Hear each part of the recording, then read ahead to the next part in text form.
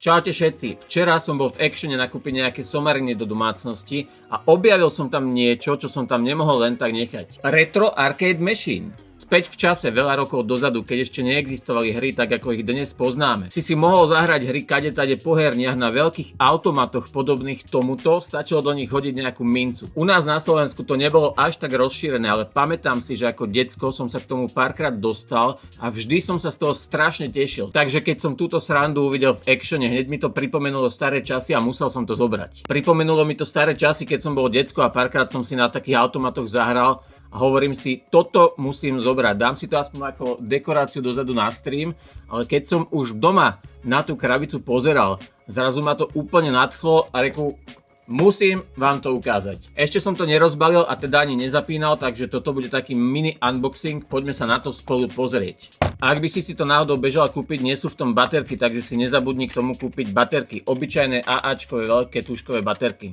Retro Arcade Machine. Kokos, normálne sa z toho teším jak malé decko. Ešte som to neotvoril, je to zalepené. Čo máme na obale?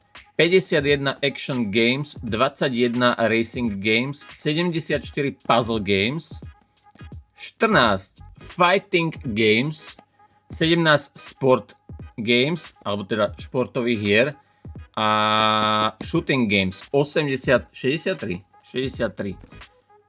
Slovensko SK Retro arkádový automat. Uvoľnite svojho vnútorného hráča a prežite nostalgiu 80 rokov. Ja som na takom hral v 90. S týmto mini retro arkádovým automatom funguje s 3 batériami AA, máme 8, takže sme v pohode. Nie sú súčasťou balenia, upozornenie, blablabla, nevhodné pre deti. Tak sme skončili, koniec tohto unboxingu, dovidenia. Čiže tu máme vypísané nejaké hry, tu máme popis, nič moc, iba nám to hovorí, že to nie je vhodné pre deti. Krabička fakt pekná, mne ju toto aj rozbaliť, pretože takto mi to na poličke úplne stačí ako dekorácia, ale keď už to je herný automat, tak to musím otvoriť a musím to aspoň raz vyskúšať. Poďme to otvoriť. Aj tak to roztrám, ja sa poznám.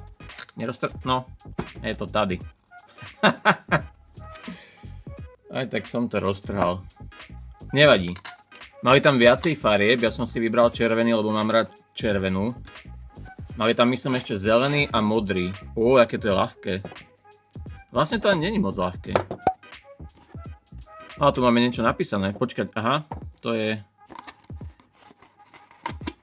nejaký návod alebo manuál. Retro Arcade Machine. Ako správny chlap to čítať vôbec nebudem. Tak toto vyzerá.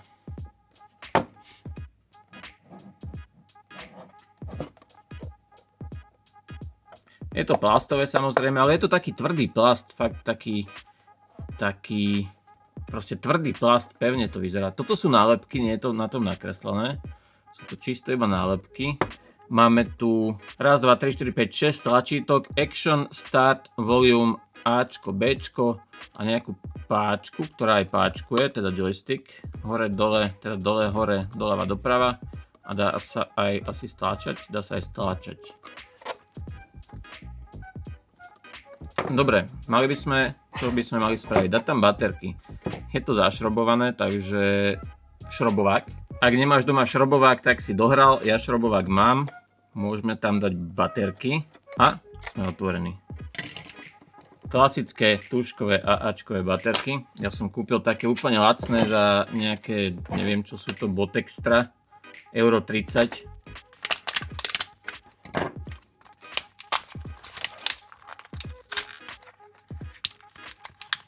Dúfam, že vydržia aspoň pár minút.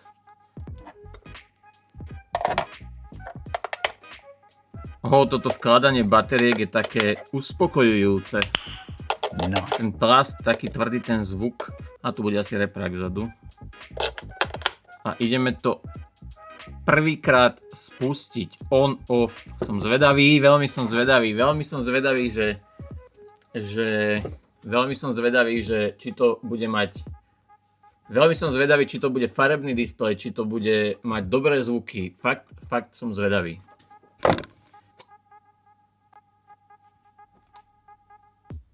Wow, ono je to farebné, to je normálne, že display. Ja som čakal, že to bude taký displej, ako bol na tých...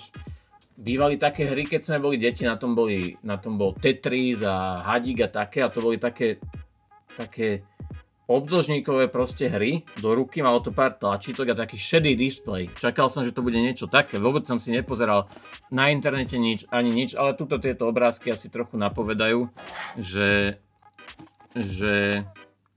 to bude farebné. Čo tam máme? F22 Racing Fighter.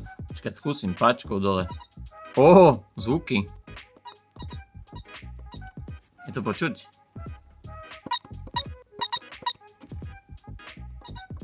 Dobre, čo pustím? Aha, to je takto, že porade tie hry. Od 1, teraz som na 40, neviem ako to je vidieť. 80, neviem, dám treba Mars. Hráč sa volá Mars. Štart. Push start button, high score, start button.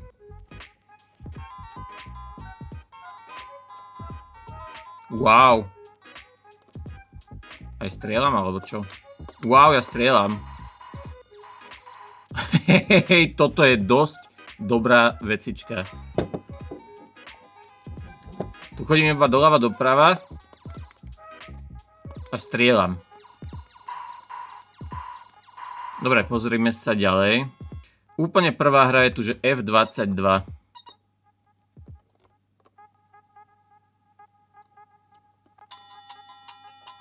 Nejaká stíhačka. Play.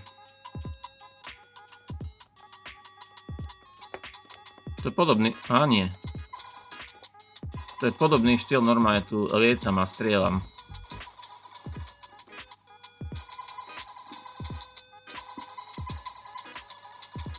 Dobre, ešte jednu. Rabbit Village. Wow, to mi pripomína starého Pokémona. Ale sú tam tanky. Kde som? Čo mám robiť? Aha, ja som tank.